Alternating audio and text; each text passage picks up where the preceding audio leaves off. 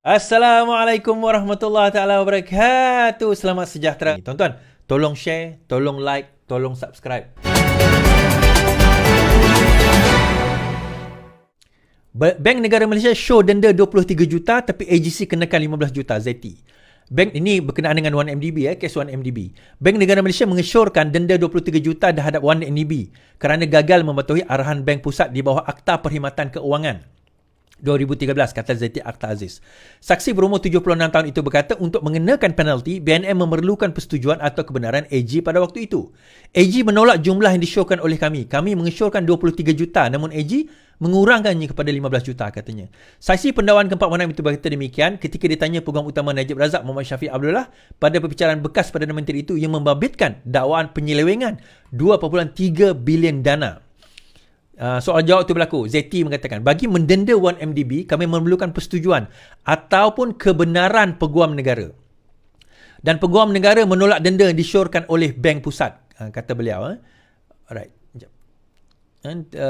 Syafi'i bertanya, berapa jumlah denda yang disyorkan oleh Bank Negara Malaysia? ZT kata 23 juta. Syafi'i kata, ini dikurangkan kepada 15 juta? ZT kata, ya betul. Pada 2016, Bank Negara Malaysia dilaporkan telah mengeluarkan surat compound kepada 1MDB kerana gagal mematuhi sepenuhnya arahan dikeluarkan oleh Akta Perkhidmatan Keuangan yang adalah antara tindakan takhir oleh ZT sebelum bersara sebagai Gubernur BNM. Kemudian 2018, Gubernur Bank Negara Nur Samsiah Muhammad Yusof mendedahkan bahawa 1MDB telah didenda 15 juta. Antara 27 Julai 2015 dan 2018, Peguam Negara ketika itu ialah Muhammad Apandi Ali. Sebelum ini, semasa perbicaraan 1MDB di hadapan Hakim Colin Lawrence Sequeira, ZT memberi keterangan bahawa Apandi pada tahun 2015 tidak menerima cadangan Bank Negara untuk mendakwa bekas Ketua Pegawai Eksekutif 1MDB Syarul Azral Ibrahim Halmi serta dua lagi bekas eksekutif firma itu, Casey Tang dan Nick Faizal Arif Kamil. Najib 70 berdapat 4 pertuduhan salah guna kuasa dan 21 pertuduhan penggubalan wang haram membabitkan dana 2.2 bilion ringgit daripada 1MDB yang dimiliki sepenuhnya oleh MOF.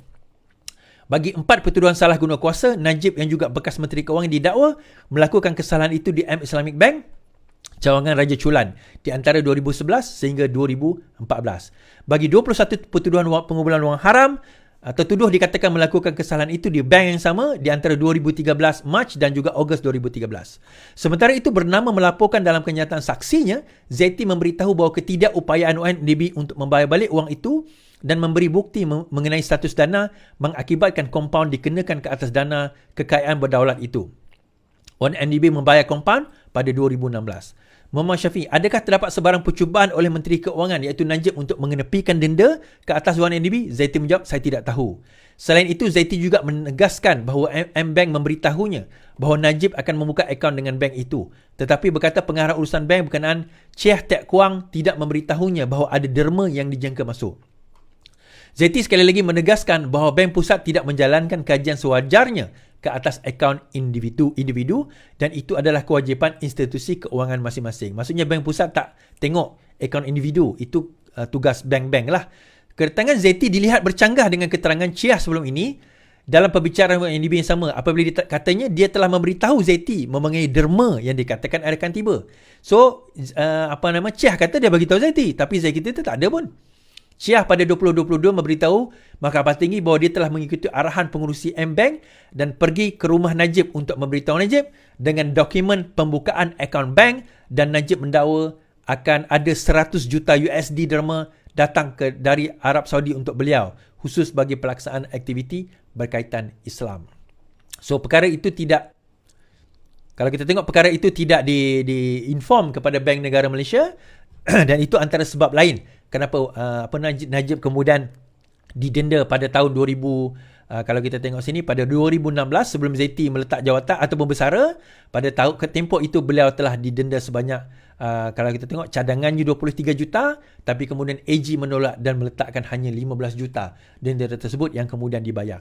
Menunjukkan apa tuan-tuan? Sebenarnya memang ada salah laku ataupun satu bukan salah laku, salah tata kelola, bukan salah laku, tata kelola, maksudnya dari segi prosedur itu salah, menyebabkan 1MDB didenda.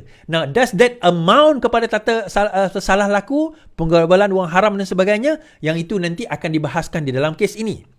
Tetapi apa tujuan perbicaraan kecil dengan Zeti? Yang pertama, ada orang kata Zeti terlibat, Zeti yang dapat terima duit dana ni sebelum ni, orang duk kata kan. Sebenarnya tak ada, dan dibuktikan bahawa Zeti sendiri telah mendenda 1MDB pada waktu itu, minta 23 juta, tetapi Apandi Ali yang menurunkan kepada 15 juta, dan Apandi Ali inilah yang sebenarnya pada waktu itu nak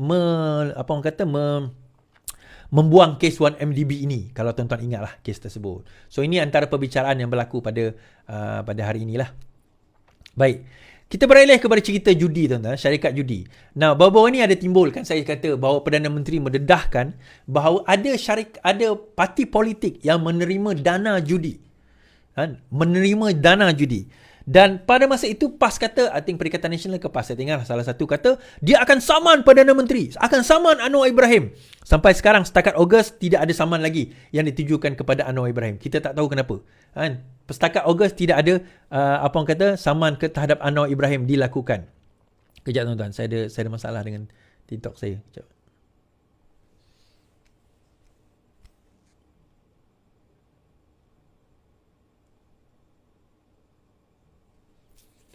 Setakat ini tidak ada saman terhadap 1MDB. Tidak ada saman terhadap kepada PMX berkenaan dengan dana judi.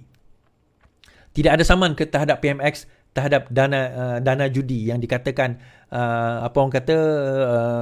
yang dia orang nak saman lah kononnya sebab itu ini dan sebagainya.